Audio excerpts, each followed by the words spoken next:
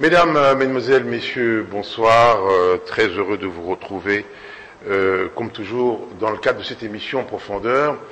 Vous avez lu les noms de mes invités. C'est donc Mimi Moudinda, elle est directrice marketing. Mobimba Ashimba, vous le connaissez, j'allais dire par cœur. Modeste Mbonigaba également. Madame, Messieurs, bonjour et bonsoir. Bonjour et bonsoir. Monsieur Kiba. Les Congolais et l'intelligence culturelle, c'est l'intitulé de notre émission. Madame, c'est votre première émission, Profondeur, et nous vous donnons la parole pour des raisons que l'on peut aisément deviner. Mais merci.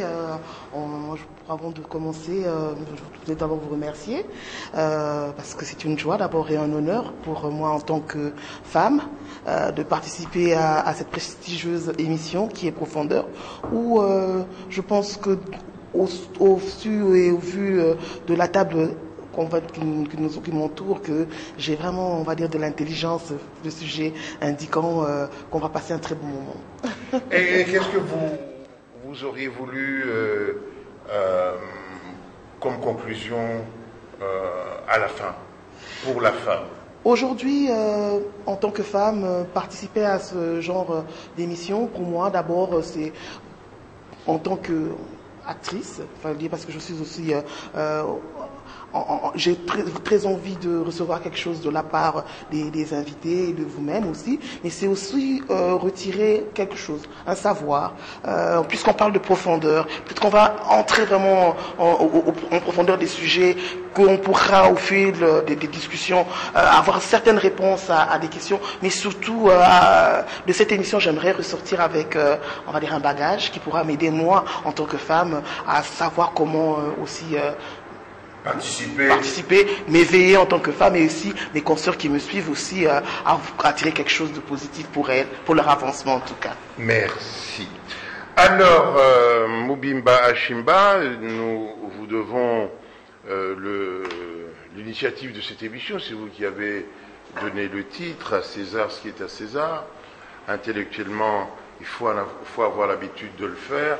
Alors expliquez-nous où vous voulez qu'on en arrive en abordant ce sujet.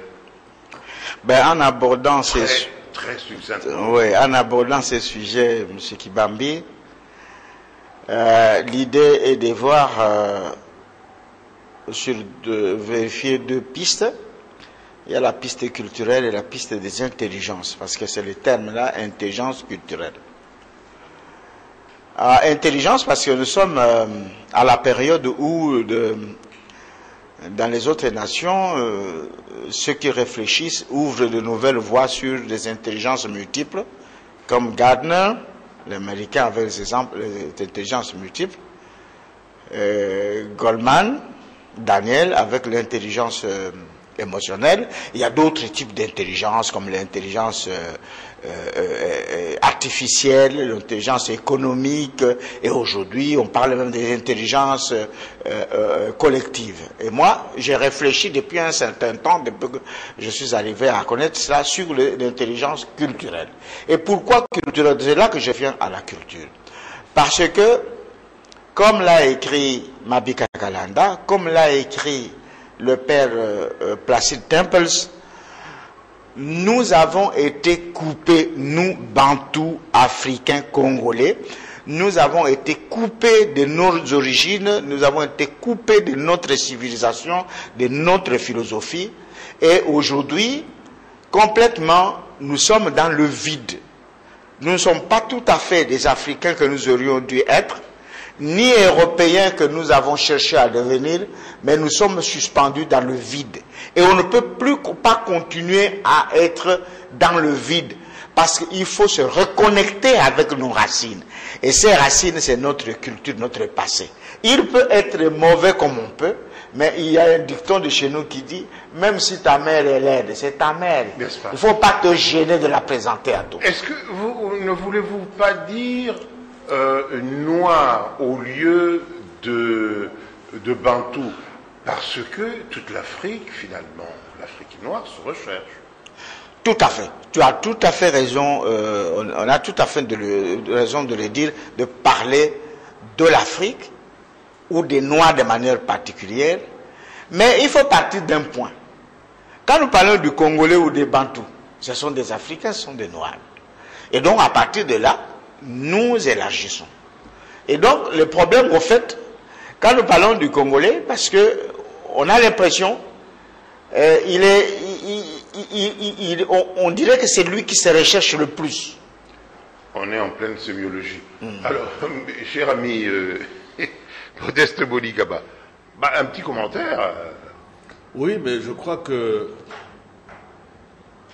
effectivement, nous l'avons déjà dit à d'autres occasions, que la dimension culturelle est fondamentale pour que nous puissions construire sur des bases solides. La preuve, c'est que en 57 ans d'indépendance, indépendance que nous avons eue de la manière que l'on sait, et qui finalement ne nous a pas placés sur l'orbite du développement.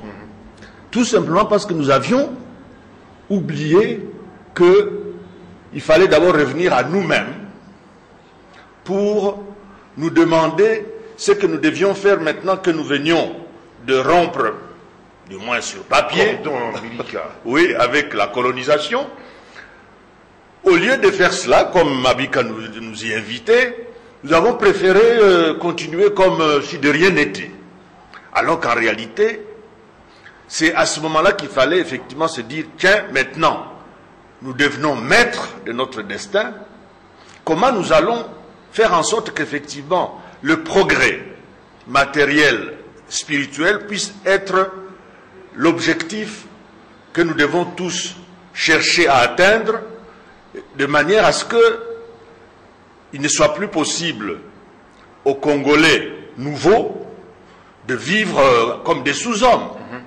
Nous avons complètement abandonné ce chemin et il est heureux qu'aujourd'hui, un de nos amis vienne nous rappeler qu'il faut nous focaliser d'abord sur cela si nous voulons réellement prendre un départ définitif. Et oui, puisqu'il faut que j'ajoute quand même un petit commentaire. En fait, ce qui nous a manqué le plus et qui a fait dire à certaines personnes qu'ils ont bâti sur du sable, c'est que dans le chef de l'Africain, il manque beaucoup de personnalité. La preuve, c'est que quand on a un peu d'argent, on le place en Europe, et quand on est une grande personnalité, on meurt et cet argent reste en Europe. C'est grave. Alors qu'il faut que nous ayons confiance en nous-mêmes, en notre économie, en nos pays, n'est-ce pas, madame? Tout à fait. Vous parlez d'un cas pratique, par exemple, pour une personne qui gagnerait son argent durement acquis, ou pas, mais qui, de cet argent, préfère aller l'investir à l'extérieur. Moi, je prendrais peut-être un autre exemple ou une autre tournure d'exemple. Par exemple, un monsieur qui a réussi, qui a fait des études et pour vouloir paraître ou pour se montrer qu'il est devenu civilisé, préfère aller épouser une blanche, une étrangère, une métisse ou encore une ilotique, en laissant vraiment la femme bantou. Alors la question que moi j'ai vraiment envie de poser au professeur, c'est de savoir, alors peut-être qu'on même la plus belle femme du monde ne donne que c'est que là, alors il faudrait qu'on pose la question, c'est quoi cette intelligence culturelle qui nous manque pour que nous, femmes bantou, nous soyons, on va dire, pas valorisées, mais au moins mis à un certain niveau.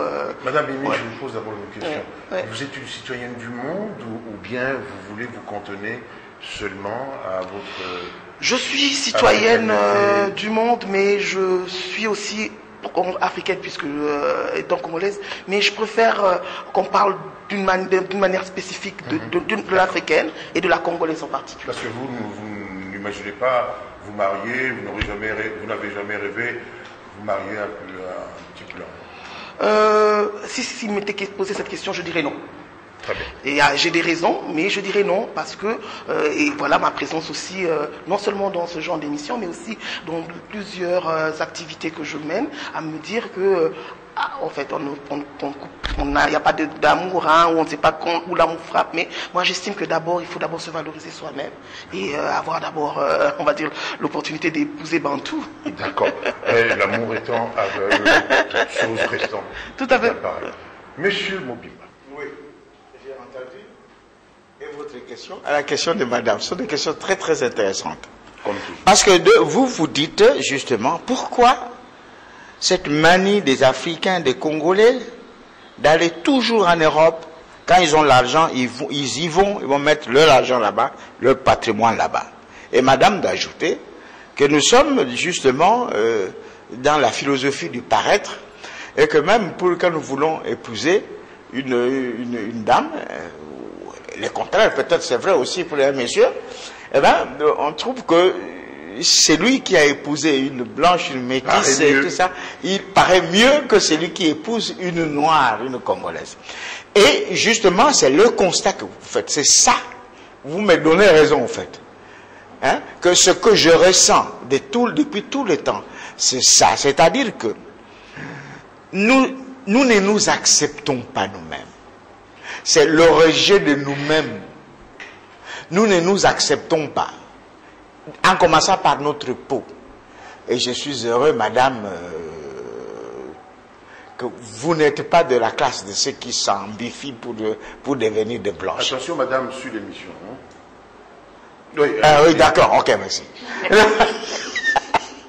Et donc, nous ne nous acceptons pas nous-mêmes. C'est là le problème. Parce que, comme le disent les auteurs de cet ouvrage, c'est un ouvrage collectif, que nous avons laissé croire aux autres humanités que ce sont des gens qui ne valent rien, ce sont des primitifs. Donc, nos langues, nous les avons rejetées. Notre propre peau, nous ne l'acceptons pas. Nos ancêtres, nous ne les acceptons pas. Nos ancêtres sont des Gaulois. Et c'est ça qui fait notre petitesse. Mais ceux qui étudient notre culture, et je le dis parmi les Occidentaux, il y en a qui sont ahuris de découvrir une civilisation aussi solide. Je vous donne deux petits exemples rapidement. Il y a eu d'abord Meinhof. Meinhof, c'est celui qui a proposé le terme Bantou. C'est un Allemand. Mon professeur, dont j'ai la mémoire qui me revient toujours, Kadima Kamuleta disait, Meinhof, il disait, je ne sais pas s'il avait écrit, parce que tous les deux ils ne vivent plus, que ces peuples ici, qui a inventé une langue si élaborée, devrait être à la tête de la civilisation dans le monde. Quand on voyait le bantou, tel qu'il est fait avec les systèmes de classes, des accords, de ceci, mais il n'y a aucune langue, même les latins et la langue allemande, parce que lui était allemand, n'ont pas ce niveau de langue bantou. Ils sont plus élaborés. Et je ne vais pas continuer avec ça parce que sinon j'aurai des larmes aux yeux. Oui. Il y a un deuxième. Il s'agit du père Placide Tempels dans la philosophie bantou. Tempels dit que nous n'avons rien à proposer aux Bantous. Je viens d'étudier toute leur civilisation, mais s'il faut, c'est vrai qu'on leur a apporté le système scolaire, on leur a apporté comment manger, comment s'habiller, tout ça, c'est vrai. Mais ce n'est pas ça la civilisation. Que la civilisation, c'est eux qui l'ont. Avec le système de la force vitale. Qu'ils sont accrochés à ça. Ils connaissaient déjà Dieu et ils avaient un rapport très élevé avec Dieu. Et c'était un prêtre aussi, un père. Il dit finalement, nous n'avons pas grand-chose à rapporter. Et je sais qu'à l'époque, en 1945, il n'a pas été bien supporté par ses propres frères. Mais cela reste clair. Il a découvert et il a dit, c'est pas l'Africain, c'est pas celui-là les évolués que nous voyons qui sont derrière l'argent et derrière le luxe et le paraître. Et donc, ce que nous devrions faire, je pense, ce que Mabi Karalanda a fait, la sonnette d'alarme, ce que le peuple Temples a fait, et Madrandele, Mobutu et Mabi Karalanda ont essayé de démarrer la révolution culturelle. Elle a été démarrée. Et les Zaïrois s'acceptaient. À l'étranger, on le reconnaissait comme Zaïrois et il était respecté. Malheureusement, ça a été folklorisé. Oui, folklorisé, et puis c'est tombé à l'oubli. Mais je vous dis également, parce que j'ai eu l'occasion de dire, que la Révolution française, qui nous a donné les libertés fondamentales qu'on trouve dans toutes les constitutions du monde et à l'ONU, mais cette révolution-là, en 1891, cette révolution, laquelle elle est sortie, et après elle a été la monarchie est revenue, on n'en parlait plus, on ne parlait plus de ces valeurs.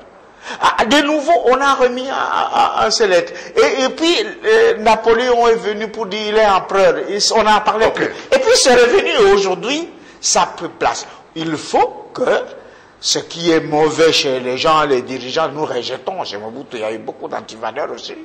Mais la révolution culturelle, elle vient de loin. Au fait, vous voulez dire qu'elle reviendra? Le grand chantre, Mabi Karalanda et Madrandele Tansi. Alors, oui, donc vous voyez que nous ne pouvons plus contourner la décolonisation mentale. Parce que manifestement, c'est cela qui nous tue jusque maintenant.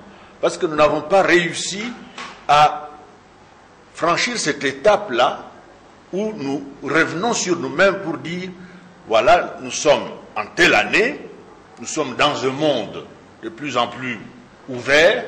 Il est clair que nous n'allons pas nous enfermer sur nous-mêmes, ça c'est exclu. Mais qu'est-ce que nous pouvons puiser de nos traditions, de nos coutumes, de notre civilisation, que nous n'avons pas encore mis en valeur jusque maintenant parce que nous n'osions pas, et qu'est-ce que nous pouvons prendre chez l'autre et faire la synthèse des deux pour être effectivement à ce rendez-vous du donner et du recevoir. Cet exercice-là, ça fait des années qu'on nous invite à le faire, eh bien, chaque fois, on remet à plus tard, jusqu'au jour où nous allons cesser d'exister. Parce que cela aussi est possible. Donc, je crois qu'il est impératif, je me souviens encore dans la dernière conférence de presse du président, qui lui-même disait qu'on n'a pas réussi à transformer le Zaïrois. Bon, ça a été mal pris par certains, mais en réalité, qu'est-ce qu'il voulait dire?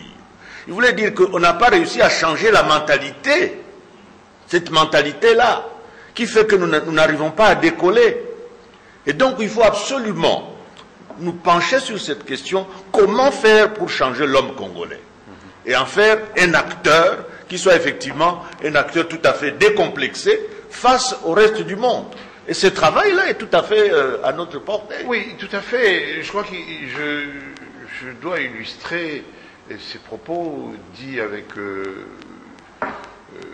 beaucoup d'intelligence par le fait, j'arrive en Chine en 83, c'est encore l'uniforme et tout ça. 10 ans plus tard, j'arrive en Chine avec le président Mobutu à l'époque, tout a changé. Même les filles qu'on avait retrouvées dans le spécimen, on l'avait retrouvée en costume, eh ben, elles ont même fendu jusque-là. Et tout a changé, mais c'était assis sur du solide et non pas sur du sable. Vous avez raison. Vous avez raison, M. Achimba, d'avoir proposé ce sujet. Nous sommes revenus à plusieurs reprises et nous avons raison d'y revenir à plusieurs reprises parce que c'est fondamental. Il faut que nous construisions sur du solide, sur du vrai, c'est-à-dire sur notre véritable culture. Mais pour cela, encore faut-il aller fouiller, puisqu'elle a été détruite. N'est-ce pas, madame? Tout à fait, elle a vraiment été complètement... C'était table rase, comme on dit. Mais maintenant, il faut vraiment comprendre d'où on vient pour savoir où on va. Aujourd'hui, quand on parle de culture, on parle d'intelligence culturelle, moi je suis plutôt porté en disant que je préfère aussi la culture collective, parce que même si on revient à nos racines, il faut savoir que le monde aussi a évolué, les choses aussi évoluent, il y a un choc de culture, il y a aussi aujourd'hui la télécommunication qui va rapidement et qui fait qu'aujourd'hui on devient plutôt dans la globalisation plutôt que de rester, mais ça ne nous empêche pas. Village planétaire, mais ça ne nous empêche pas aussi de revenir vers notre culture. Mais quelle culture, surtout pour moi, femme, qui aujourd'hui, la partie culturelle pour moi, en tant que femme, dépeint toujours dans le négatif. C'est vrai que lorsque l'on voit certains ouvrages africains, on peut remarquer qu'il y avait des reines africaines, il y avait aussi des femmes qui ont eu à diriger des sociétés, et des royaumes et des empires. Mais aujourd'hui, le peu d'informations qu'on a sur la culture, c'est souvent pour, on va dire, il faut le dire, le bonheur de l'homme, chosifier la femme, pour que la femme ait juste, on va dire, une place, mais minime, face toujours à, on va dire, au grand, au Dieu homme. Donc c'est souvent, on appelle ça un peu comme un conflit de génération qui vient. Aujourd'hui, comment emmener à la jeune fille qui me suit, parce que je parle souvent à la jeune fille, de se dire, ok, il faut pas partir de quelque part pour savoir où tu es, te situer où tu es pour savoir où tu vas. Mais comment faire ce lien-là? Moi, je pense que la question vous est posée, cher ami, il y a beaucoup plus de négatifs pour la femme dans notre culte, dans toutes les cultures d'ailleurs, parce que les lois avaient été faites par les hommes, ils se sont ils ont mis leurs intérêts en exergue. Comment faire? La question est fondamentale. Oui, mais c'est une question fondamentale, madame, mais permettez-moi de vous dire que c'est un faux problème. Pourquoi un faux problème? D'abord, vous avez parlé de la mondialisation, qui est aujourd'hui, tout le monde est dans la mondialisation. Mais nous sommes encore une fois dans une fausse mondialisation. La mondialisation que nous avons aujourd'hui, ce n'est pas la mondialisation. C'est quoi? Parce que même les Occidentaux qui écrivent, ils disent que ce n'est pas la mondialisation. C'est l'occidentalisation du monde. L'européanisation du monde. Mais la Chine joue un bon rôle là-dedans, hein? C'est l'européanisation du monde, l'occidentalisation du monde. Et ce n'est pas parce que nous avons eu des Africains d'une génération passée vers les années 30. Il y a eu le président Senghor, et il y a eu Aimé Césaire et les autres Africains qui ont été en France, des jeunes Africains, des jeunes des îles, qui ont réfléchi sur la civilisation de l'universel. Pour dire que la civilisation que nous allons avoir d'ici le XXe siècle, il disait à l'époque, ça sera une civilisation qui sera bâtie par les apports de chaque société, chaque civilisation de la Terre.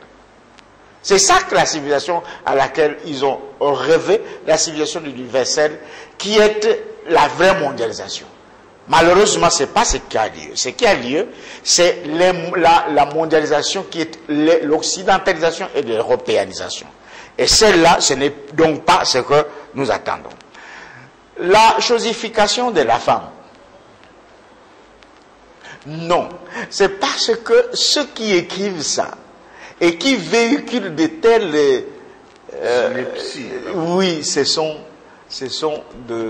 des étrangers qui ne connaissent pas du tout la civilisation, les cultures africaines.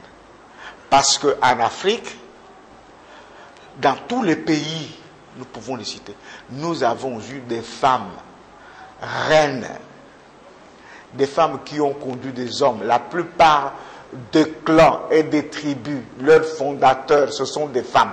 Et j'ai un bel exemple que je vais vous donner. Mon propre clan, on appelle le Bakwa Kambangu. Kambangu était une femme. Et on l'enseigne à toutes les générations. C'est une femme. Et notre grand-mère disait ça. Les gens ne savent pas. Et la reine de Saba, ce n'était pas une occidentale, c'était une africaine, une négro-africaine. La reine de Saba dont parle la Bible. Il y a d'autres reines, par exemple les Jinga, parce que je suis de culture originaire d'Angola avec Ngola Luangi. Après Ngola Luangi, lorsque les Portugais se sont adressés, il y a eu Jinga Pandé. Jinga Pandé qui avait une armée et avec des Amazones pour combattre l'occupant. C'était une femme. Alors je peux donner des exemples, mais je dis simplement, c'est parce que nous ignorons notre culture, nous ne la connaissons pas. Et je peux vous dire que moi, on m'a expliqué, je suis un villageois en fait, on m'a expliqué pourquoi, quand on met la femme de côté, on protège la progéniture. Parce que, par exemple, nous sommes les matrilinéaires, le clan ne se prolonge que si vous avez des femmes qui mettent au monde. Or, dans la sortie pour aller à la guerre, pour aller parler en public, il y a des problèmes de fétiche, de jalousie, ceci, on peut vous détruire facilement. Et donc on protège la femme, mais pas toujours. Quand la femme atteint la ménopause, et elle a maintenant des petits-enfants, et que les mères des petits-enfants ont grandi pour s'occuper de leurs enfants, à ce moment-là, elle fait la guerre, elle parle en public. C'est ce que j'ai vu faire ma grand-mère. Très bien. Ça, c'est de l'histoire. Mais elle... Non, vous comprenez, ce n'est pas la justification. Oui. Parce que les Occidentaux qui écrivent, ils ne savent pas ça. Je vous donne un exemple plus récent. Parfois, il y a une ignorance. Il faut recadrer le débat. Ouais. Maintenant, elle dit, il faut que la femme d'aujourd'hui, la jeune fille d'aujourd'hui se retrouve. Elle ne se rend pas compte dans les agissements, dans le frémissement, dans l'évolution de notre société. Et se sent chosifié. Oui. Et je dis ceci, il y a quelques exemples qui sont dommages, mais les combats entre hommes et femmes, ça ne date pas d'aujourd'hui. Il y en aura toujours, et dans toutes les sociétés. Comme la querelle entre la belle-mère et la femme et la belle-fille. Ça ne finira jamais. Alors, mais la réalité, c'est tout autre chose. Je donne l'exemple de ce que j'ai entendu lors d'un atelier des femmes. On dit, voilà, ici chez vous, c'est parce que c'est gna gna gna, etc. Gna gna gna, c'est quoi? Enfin, tout ce qu'on racontait là. Un atelier sur les femmes au travail. Il faut que les femmes doivent se battre pour avoir l'égalité avec les hommes. Et pourtant les salaires. Alors, mais quand on parlait de ça, l'égalité des salaires, l'égalité des traitements avec les grades et tout ça, mais moi j'ai dit aux dames, c'est au ministère du Travail, j'ai dit, mais vous êtes en train de raconter quoi là? Depuis, ça c'est matériel vérifiable. Ouvrez votre code du travail du congolais, vous allez voir, il date de 1967, la première version, que la femme et l'homme ont le même salaire au même grade. Ici, moi j'ai travaillé ici, en RDC. J'ai travaillé moi aussi. Nous avons une des femmes, et j'étais même à un moment, pendant au moins 4 ans et demi, directeur du personnel. Et donc, j'ai payé le même salaire à la femme et à l'homme qui avaient le même grade. Donc, nous sommes en avance par rapport aux États-Unis, au Canada et toute l'Europe. Toute l'Europe.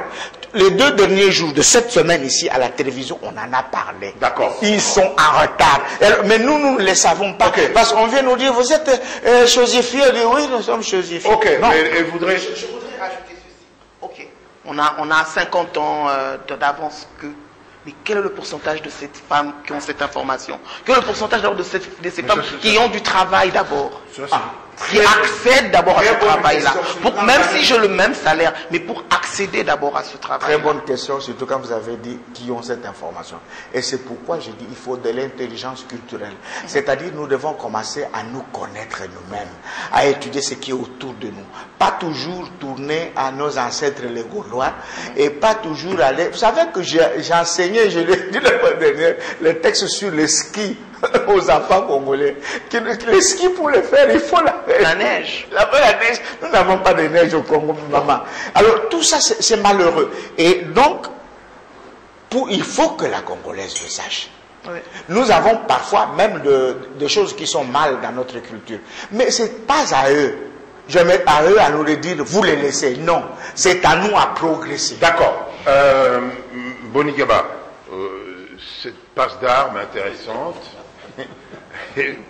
Votre avis? Non, mais moi je continue à me dire que le plus important, c'est se demander comment transformer ce Congolais-là.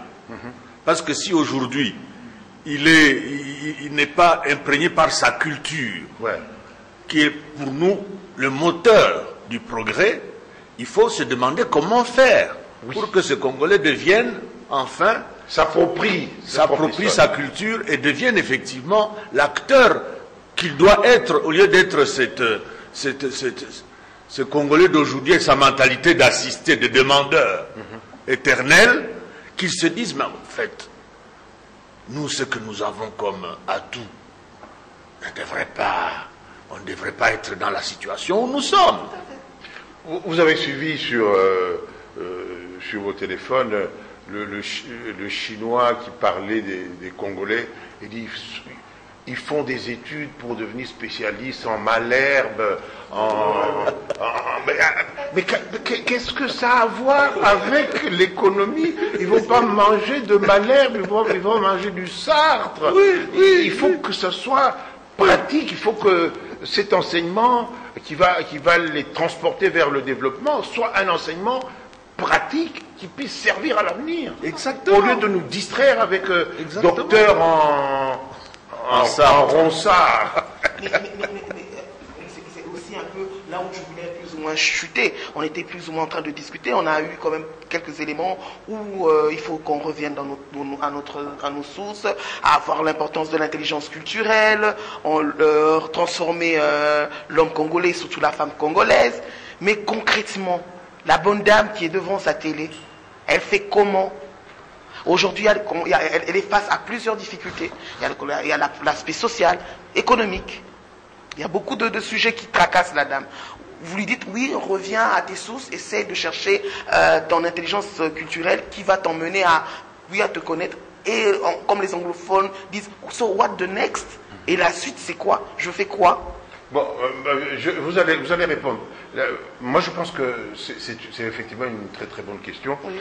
Et il est temps que nous puissions, dans notre pays, commencer à organiser des formations. Par exemple, nous sommes le premier pays producteur de cuivre. Et il va falloir qu'il y ait des formations pour des gens qui vont travailler, qui vont se spécialiser dans le cuivre, dans le cobalt, dans ce genre de choses. Nous avons une forêt et il va falloir qu'on manque de formation pour que cette forêt puisse demeurer ou puisse être exploitée de manière efficiente. Il y a des formations. Qu'est-ce que nous avons encore? Le pétrole le cobalt qui fait maintenant il paraît que le pétrole ne va plus être comment je veux dire d'actualité, mais toutes ces batteries avec les voitures électriques, il va falloir qu'on mette un accent particulier sur les formations, sur les richesses qui sont les nôtres, que nous puissions nous-mêmes les exploiter à bon escient. Vous allez compléter, Monsieur Mobimba, l'interrogation de la dame. Oui. Il y a eu la première interrogation, je vais répondre à ces deux interrogations. Ce n'était pas une interrogation, c'était une participation. Ah. Parce qu'il a dit comment faire. Il a dit comment faire la question. Alors, je dis, au fait, ça se recoupe vos questions. Comment faire et en attendant, nous voulons bien la culture, mais en attendant, avant d'acquérir l'intelligence culturelle, en attendant, nous devons faire quoi? On va mourir. Voilà, c'est une bonne question.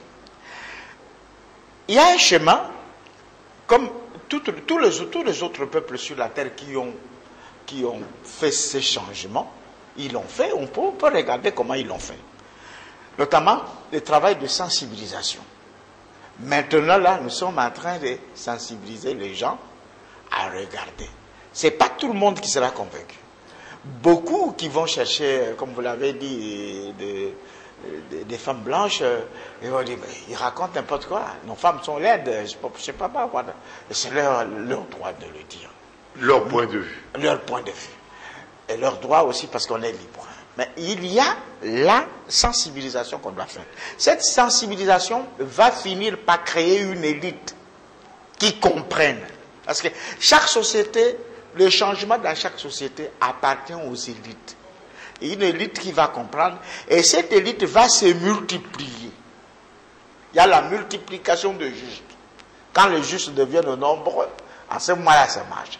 Et par un travail d'atelier de sensibilisation. Une fois qu'on a multiplié, on arrive à extraire l'élite de l'élite.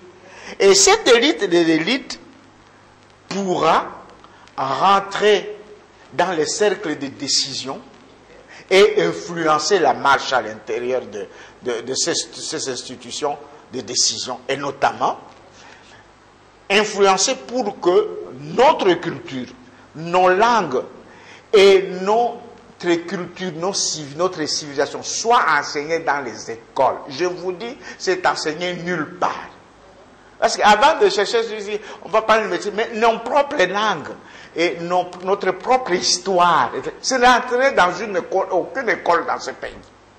Et donc, pourquoi? Parce qu'il faut des gens qui influencent ça, positivement. Et ça serait l'élite de l'élite. Et donc, enseigner nos langues pour découvrir les secrets qui se trouvent dans notre culture. Oui. Dans la façon de réfléchir et de raisonner de nos ancêtres. Mais vous avez posé la question, mais en attendant, on fait quoi? Mais je dis, mais en attendant, on va vivre. Parce que lorsque, par exemple, la Chine a opéré la révolution culturelle avec Mao, avant d'arriver à la révolution industrielle et scientifique et économique d'aujourd'hui, ils ont continué à vivre. Lorsque l'Europe a fait le recours à l'authenticité qu'ils ont appelé la Renaissance, en recourant aux valeurs gréco-latines, en attendant, ils continuent à vivre. Il y a des gens qui continuent à vivre comme ils le faisaient, mais l'élite est rentrée pour aller. Et il y a eu des philosophes même qui sont des psychologues. On peut citer Darwin, on peut citer Lamarck, on peut citer ce qui Donc certains étaient dans les laboratoires. Freud dans le laboratoire. Et donc des exemples sont là, qu'en attendant, c'est comme nous vivons aujourd'hui, mais entre-temps, aujourd'hui, ce n'est qu'un embryon qui est en train. S'il naît, cet embryon qui est en train de se former. Et une fois que cet embryon devient vraiment fécondé et se développe, donnera naissance à une élite, et cette élite qui se multiplie donnera naissance à l'élite de l'élite, et cette élite de l'élite va influencer. Les prévoyants. Voilà, les prévoyants. Voilà. Mais on peut comprendre aussi l'impatience, parce que si on doit suivre ce cheminement, on est parti pour quelques années encore. Donc, nous, on doit quand même mettre l'accent sur la nécessité d'agir en urgence. Parce que nous avons, en fait, toujours dit ici que nous avons gaspillé les 57 dernières années de notre indépendance. On les a gaspillées parce que si nous avions immédiatement pris à bras le corps cette problématique de la remise en question que nous présentait Mabika Kalanda, on serait certainement plus loin que là où on est aujourd'hui. Donc, nous devons plus prêcher la nécessité et l'urgence d'agir maintenant. Parce que les gens qui sont capables de conduire ces réformes sont là. Mais il faut que l'autorité fasse appel à eux pour dire, voilà, faites-nous cette étude, montrez-nous comment on peut rapidement transformer les Congolais. Parce que c'est un problème qui a été soulevé depuis Kasavubu, depuis Lumumba. Tout le monde a parlé de changer la mentalité du Congolais. Mais en croyant qu'il suffisait de le dire pour être tranquille. Non, il faut maintenant se demander comment on le fait. Et tout de suite. Oui. Parce que les hommes sont là, mais il y a des valeurs, cher ami. Les valeurs sont là. Par exemple, aimer son pays. Travailler pour son pays, oublier l'égoïsme. Nous sommes en train de travailler comme si on ne voyait pas comment les fourmis travaillent. Les fourmis qui travaillent ensemble, mais nous, tout de suite, c'est la critique négative parce que l'homme, etc. Madame, c'est vous qui avez la parole. Moi, je voulais arracher. Une seule question qui reste en suspens, c'est l'élite. Est-ce qu'on a une élite congolaise? Oui, je le pense, puisqu'il y a des intellectuels. Mais on parle du mot élite. Il y a beaucoup de gens maintenant aujourd'hui qui se penchent sur cette question. Il y a beaucoup d'ouvrages, un peu comme M. Isidore Ndawela a parlé que l'élite est un peu en train de vouloir avoir l'audace de se relever aussi. Tout le monde parle de l'élite, je suis élite. Aujourd'hui, on a dit on est à la course des doctorats, doctorat en tel, maîtrise en tel, bidocteur en je ne sais pas quoi. Oui, ok, on peut avoir ce titre. On peut avoir aussi, être élite aussi, c'est une manière où tu sors un peu de la masse. Hein. Restons bien attachés on parle plus de leader maintenant aujourd'hui. Leader. Mais au fond, moi, ma question demeure, est-ce qu'on a vraiment une élite ou pas? Est-ce qu'on peut être intellectuel sans être élite? Oui. Parce que, madame, je vous remercie d'avoir posé cette question, parce que ça me permet de préciser certaines choses. Il y a de ces auteurs, notamment Mabika Kalanda et Placide Tempels et d'autres, moi aussi, je l'ai écrit dans mes ouvrages que ceux-ci. Nous avons beaucoup de scolarisés, on n'en avait pas avant l'indépendance, ni à l'indépendance même. Et on a multiplié, on a mis la série des humanités, et puis on a fait exploser l'université pour faire sortir des diplômes. Nous avons beaucoup de diplômés, de scolarisés diplômés, mais ce ne sont pas tous, ils ne font pas partie tous de l'élite. Non. Et d'ailleurs, même je pense qu'il faudrait prendre une lampe torche pour chercher où se trouve l'élite parmi eux. Il n'y en a pas en masse. Parce qu'on a multiplié les méchants, on a multiplié les évolués, on a multiplié ce que j'appelle dans mon livre ici, le mutant. Moi j'appelle ces pseudo-intellectuels. Ouais, ce sont des mutants. Alors ils ont fait des mutations, ils ne sont plus nous, et ils ne sont plus ce qu'ils cherchaient à être. Ce sont des mutants. Alors, mais on trouve parmi eux, il y a une élite à chercher, franchement, comme on cherchait une aiguille dans un tas de foin. Alors, avec une lampe torche. Mais ils existent. Et je dis également, l'élite n'est pas seulement parmi les scolarisés, mais il y a une élite traditionnelle. Quand vous allez dans nos villages, parce que j'ai parlé une fois comme cela avec un professeur qui dit, tu racontes des histoires. Je démontre que ces gens, comme d'ailleurs, il y a un professeur, quand j'étais moi-même étudiant, avec qui on ne s'est pas entendu sur la philosophie bantou et l'élite, même de l'élite traditionnelle, parce que je ne les défends pas à partir d'aujourd'hui.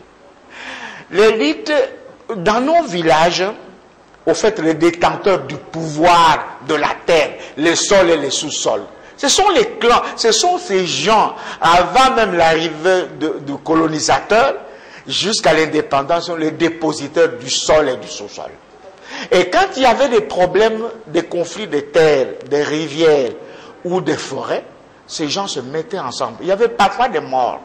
Ils se mettent ensemble pour régler les problèmes. On n'a plus que quelques minutes. Entre tribus et tout ça. Et ces gens-là, ça fait partie de l'élite. Parce qu'ils ont des problèmes graves. Ils sont dépositaires du savoir. Dépositaires du savoir. Et aujourd'hui, on envoie les gens de la territoriale et tout ça. Mais parfois, même les gens malheureusement du système judiciaire, qui sont là pour faire n'importe quoi avec les villageois, comme si eux, ils venaient d'une autre planète pour exploiter leurs propres parents. Et donc, nous avons une élite traditionnelle. Les gens capables de raisonner, de régler des problèmes avec une pensée logique. C'est une élite.